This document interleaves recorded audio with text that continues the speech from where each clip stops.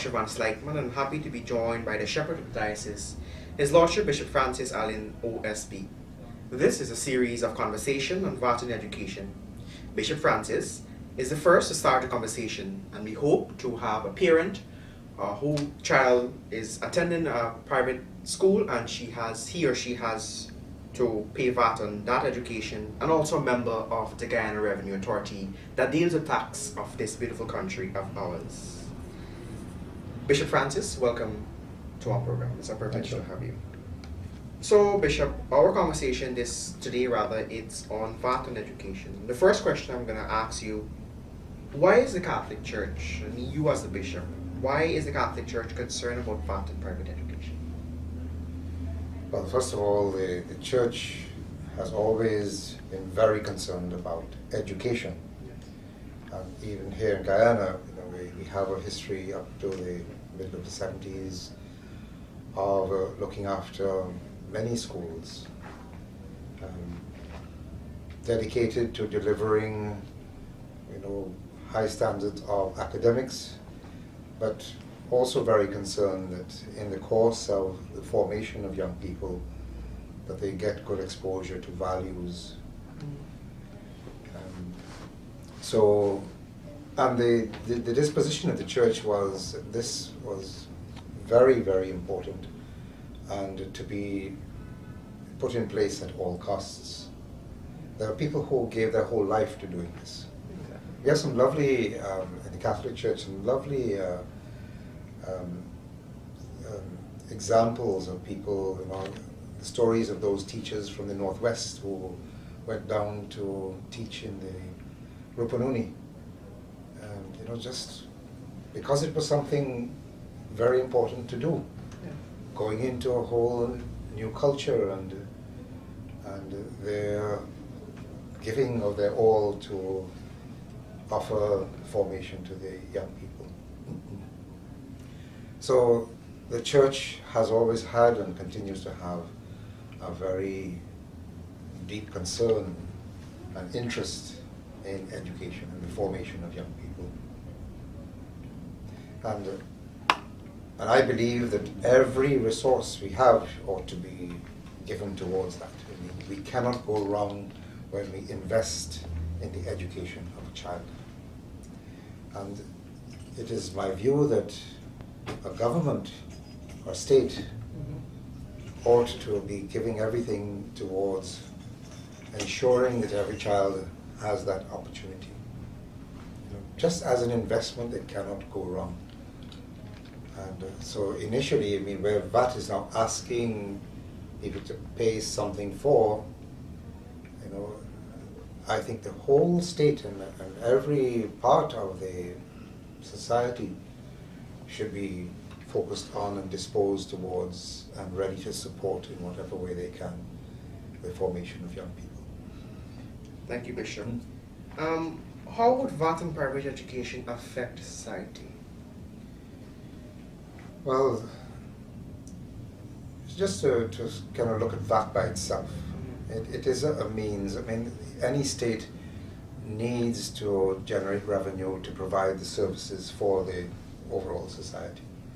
And there are various systems in place, various kinds of taxes. I think value-added tax is a very fair way of having people participate in the contribution to state revenue. Yes.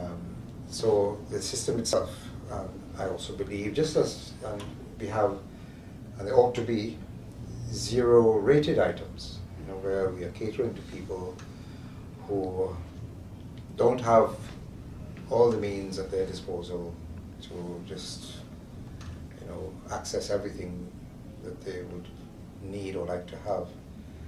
So by keeping certain items, certain basics that is zero-rated, it provides for them. Education is something I think needs to fall into that category. It's extremely important and must be made as open and accessible to everyone. So whilst I understand the need for the government to generate revenue in order to provide the services to a society, I think education should be exempt. Some of the fallout that already is happening is that there are parents who have their children enrolled in private institutions. I know them to be making tremendous sacrifice. They're doing this because they want what is best for the children. And they judge that not always do the institutions provided by the state provide and deliver the best. Now, and I think that's quite measurable. That we hear over and over a number of stories, concerning the institutions run by the state, education institutes, where for various things, they're not getting all the equipment they need, there's overcrowding, there are not sufficient teachers, and whatever. Yes. So there are those parents who go out of their way to provide their children with what any parent wants the best.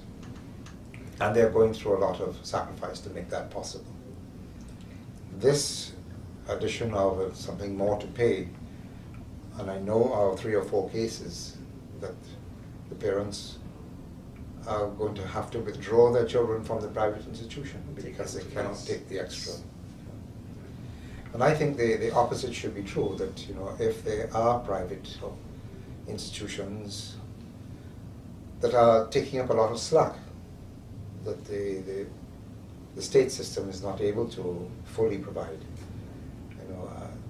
then they should be given all the support by the state. That would be my perspective.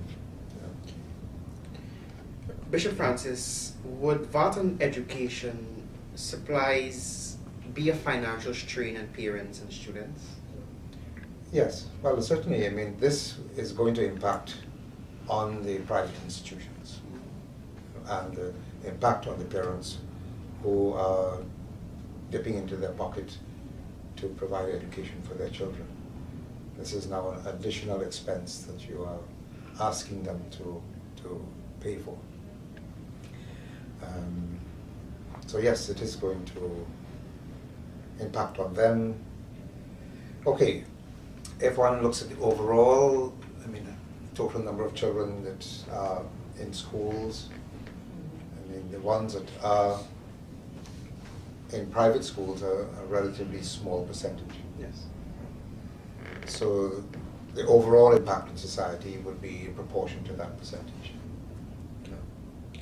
And finally, Bishop Francis, could you suggest some measures that can be put in place to take off the burden of parents and students that are faced with this plight? As I was saying earlier, we cannot go wrong when we invest in the education and the formation of children. Exactly. That is a sure investment. And whilst we turn to the state to provide a lot of that, I think the whole society needs to be involved. Yes. So the private sector, could do a tremendous amount in, by showing interest in schools. We see, for example, examples of the private sector very involved in support of athletics and sports and so on, which in itself is a very good thing. But a similar support like that, given to education. The disposition of parents shouldn't be that I'm sending my child to school and the state is now responsible for that. And if something goes wrong, I'm going to complain, Yeah. We want wholesome PTAs. We want parents involved in the education of their children, working alongside the school, the teachers, the principal. Yes. It's a wider society. What happens in the street? Of course, we know all the stories, what happens in the minibuses. Yeah. Very heavy dependence on these minibuses to transport children to and from school. But what happens in these? What are we doing to our children? What are we exposing them to when they see recklessness on the road. And of course, we've heard the stories about the kind of audio material that is given to them on these minibuses.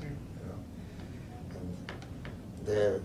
And a lot of the music that is offered through the media is not very wholesome and not the best in terms of offering children what is best. So, you know, it's the involvement of the private sector, of the media, of the people on the street, you know, of the minibuses. It's when, as a whole society, we together believe in education and wanting it for our children. And certainly, when a whole society is in harmony and on the same page, that takes a tremendous amount of burden away. When we are each in our little corner trying to just justify our own ends, whether it's tax or, you know, even teachers can say, well, like, I only have to teach this subject and I'm delivering it, I come to work, I sit hours. You know, a lot more is asked from everyone. And if that becomes more the norm, I think everybody comes out on top. Thank you, Bishop Francis. There you have it, a conversation on VAT on private education. On that note, I would like to thank His Lordship, Bishop Francis, for being a part of our program today. Bishop, we thank you for taking time off of your busy schedule, and we hope this little conversation that we have, you'll be able to educate our public on VAT on private education. Once again, Bishop Francis, thank you. My name is Joshua Van Sleck, and this has been a Catholic Media Initiative production. Thank you.